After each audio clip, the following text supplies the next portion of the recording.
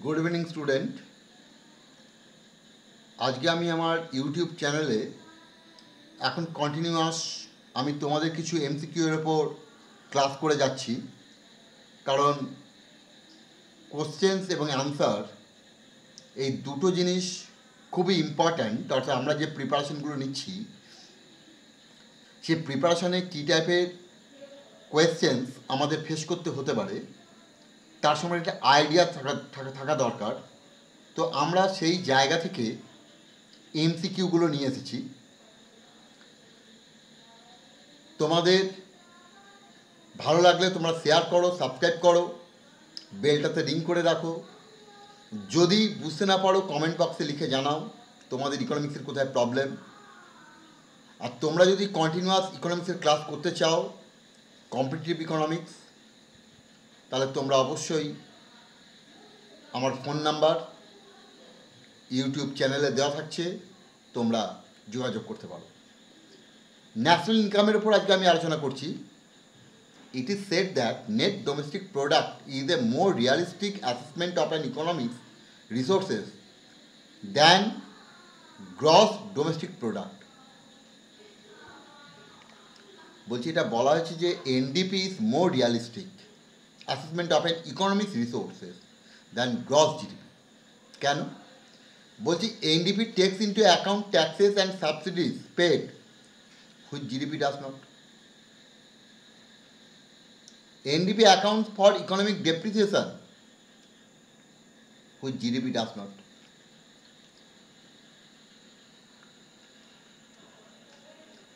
তাহলে এনডিপি, তাহলে আমার এখানে কোয়েশ্চেন্স নিয়ে আসা হচ্ছে which of the above is are correct using codes below. কোনটা কারেক্ট আমরা এই কোড যেটা দেওয়া আছে সেখান থেকে আমরা দেখব।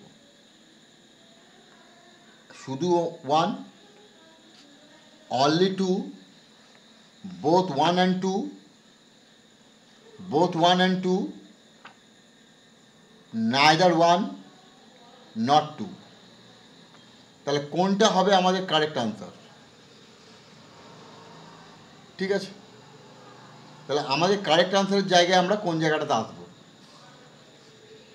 তাহলে এনডিপি আমরা যেটা নিচ্ছি এনডিপি, তাহলে এনডিপিটা হচ্ছে নেট ডোমেস্টিক প্রোডাক্ট আর জিডিপিটা হচ্ছে গ্রস ডোমেস্টিক প্রোডাক্ট। তাহলে আমার দুটোর মধ্যে পার্থক্যটা কোথায়? অর্থাৎ গ্রস ডোমেস্টিক প্রোডাক্ট থেকে যখন আমরা ডেপ্রিসিয়েশনকে বাদ দিয়ে দেবো বা কনজামশন অফ ফিক্সড ক্যাপিটাল এটাকে যখন আমরা বাদ দেবো তখন কিন্তু আমরা পাবো জিডিপি। কিন্তু এনডিপি যে ট্যাক্স এবং সাবসিডিকে অ্যাকাউন্ট করে এটা নয়, কারণ আমরা যখন মার্কেট প্রাইস এবং ফ্যাক্টর কস্টের মধ্যে আসি তখন কিন্তু ট্যাক্স এবং সাবসিডিটাকে অ্যাকাউন্ট করা হয়। তাই এখানে আনসার হবে অনলি টু। তাহলে only two. Number 2, annual economic growth can be most realistically determined by comparing which of these figures relating to the successive years: GDP at market price, GDP at factor cost, net national product at market cost, NNP at factor cost. তাহলে এখানে আমরা কোনটাকে নিয়ে আসবো? তাহলে আমরা যদি বলি জিডিপি অ্যাট মার্কেট কস্ট, তাহলে এইটা অ্যাপ্রোপ্রিয়েট অ্যান্সার হবে কি না? মোস্ট রিয়ালিস্টিক্যালি সেই জায়গা থেকে আমরা আসবো। তাহলে মোস্ট রিয়ালিস্টিক্যালি যেখানটা আমরা আসবো সেটা হচ্ছে যে জিডিপি অ্যাট মার্কেট কস্ট মানে কি না, মার্কেট কস্ট ক্যালকুলেশনটা হয় ট্যাক্স এবং সাবসিডিজ। তাহলে এখানে ইনফ্লেশনটাকে ধরা থাকে এবং ইনফ্লেশনটা থাকা মানে আমার জিডিপিটা কিন্তু বেড়ে যাবে আমার রিয়েল প্রোডাকশন না বাড়লেও। কাজেই এটা রিয়ালিস্টিক নয় জিডিপি অ্যাট মার্কেট প্রাইস, কারণ ইনফ্লেশনটা আমাদের এখানে জিডিপির মার্কেট কস্টটাকে বাড়িয়ে দিতে পারে। জিডিপি অ্যাট ফ্যাক্টর কস্ট, এইটা realistic because it also takes into account the net foreign income from abroad. GDP, এটা জিডিপিটা আমরা কি বলবো, জিডিপিটা হচ্ছে আমাদের ফ্যাক্টর কস্ট, অর্থাৎ কারখানার মধ্যে যেটা উৎপাদন করা হচ্ছে। আর যে NNP at market cost, NNP at market cost এটা হচ্ছে, এটার মধ্যে মার্কেট কস্ট মানে ইনফ্লেশন, কাজে এটা ধরবো না। এনএনপি অ্যাট ফ্যাক্টর কস্ট, তাহলে এনএনপি অ্যাট ফ্যাক্টর কস্ট মানে এইটার মধ্যে কিন্তু আমরা net factor income from abroad এটাকে ধরবো, এবং এইটা সামগ্রিক দেশের উৎপাদনটাকে বোঝায়, কারণ এটা কারখানার ভিতরে, এর ভিতরে ইনফ্লেশনটা থাকে না, তাই অ্যাকচুয়াল হিসাবটা আমরা পাই। তাই এখানে আনসার হবে এনএনপি, এখানে আনসার হবে NNP at factor cost. The national income estimated of GDP are released quarterly by the, এটা তোমাদের সবার জানা আছে, সেন্ট্রাল স্ট্যাটিস্টিক্যাল অফিস।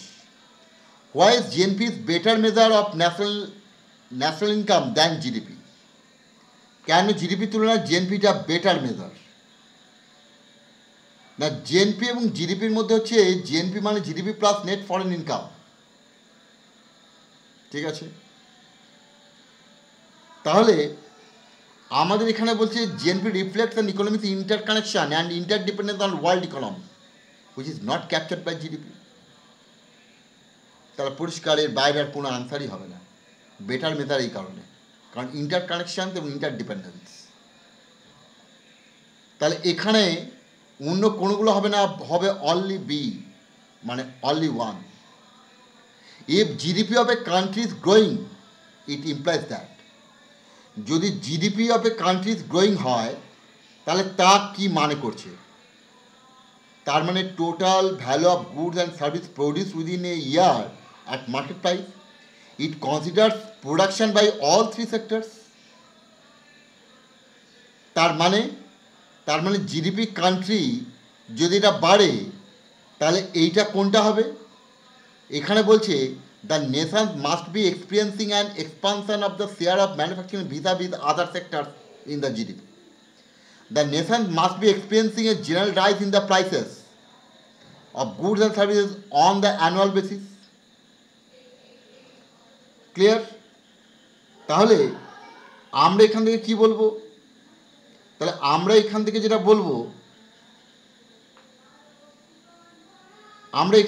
বলবো, যে এখানে জিডিপি কান্ট্রি গ্রোয়িং, তার মানে দেশের মধ্যে সবটাই তিনটে সেক্টরেরই উৎপাদন বাড়ছে। তাহলে এখানে the nation must be experiencing a general rise in prices of goods on an annual basis. No. The nation must be experiencing an expansion of the share of manufacturing vis-a-vis other sectors in GDP. No.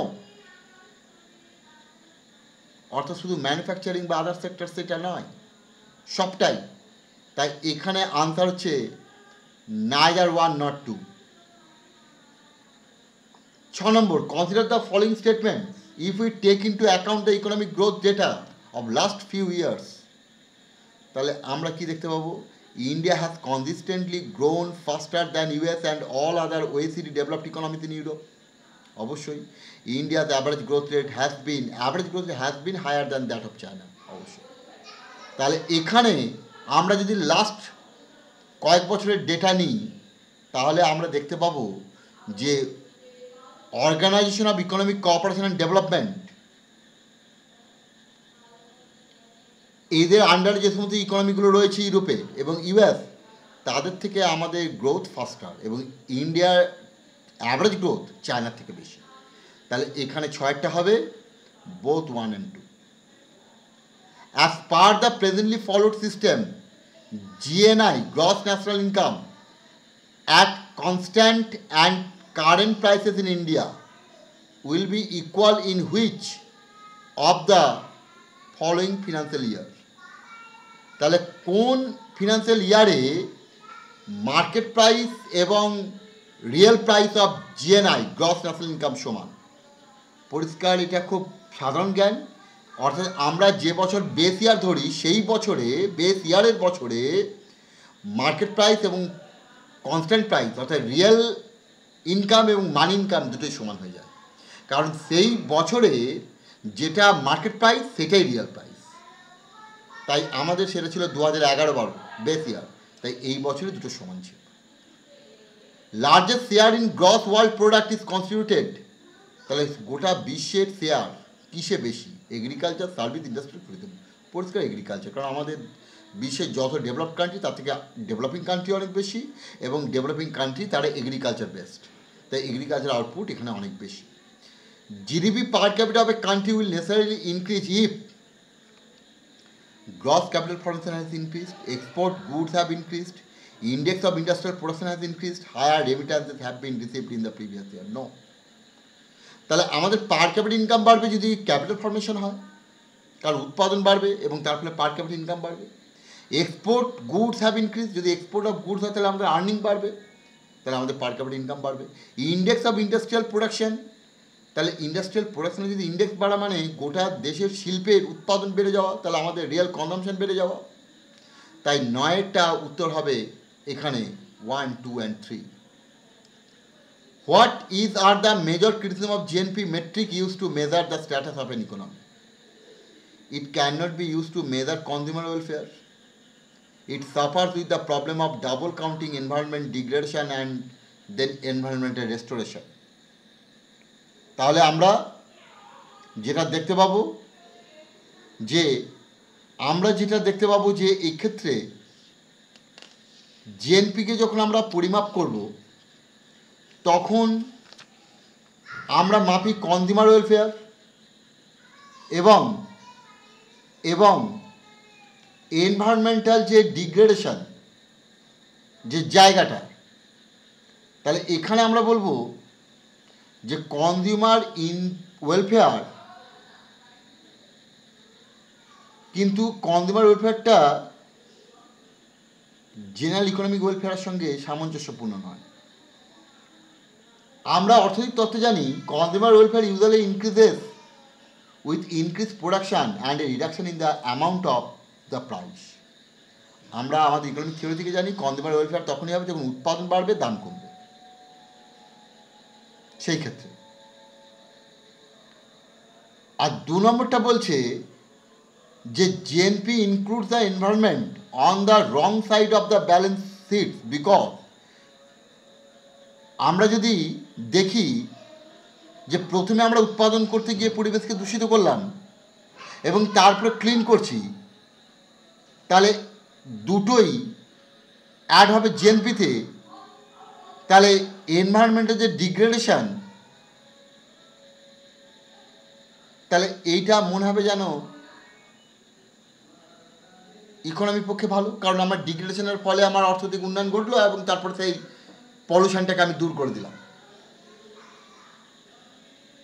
তাহলে এখানে criticism কোনটা করা হয়? এই জিএনপির মধ্যে একে ধরাটা হচ্ছে ক্রিটিসিজম করা হয়, কারণ এখানে আমরা বলছি যে দূষণ ঘটিয়ে আমি উৎপাদন বাড়ালাম, তাহলে আমার জিএনপি বাড়লো, এবং তারপরে আমি বিকল্প ব্যবস্থা নিয়ে দূষণ কমালাম। তাহলে এই যে জায়গাটা, এখানে এটাকে ক্রিটিসিজম করা হয়।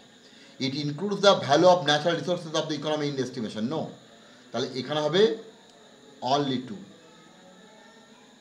তাহলে তোমাদের আশা করি এই আলোচনাটা কাজে লাগবে। তোমরা পড়তে থাকো, প্রিপারেশন নাও, যা প্রবলেম হবে কমেন্ট বক্সে লিখে জানাও, এবং ভালো লাগলে শেয়ার করো, সাবস্ক্রাইব করো। ওকে, থ্যাংক ইউ।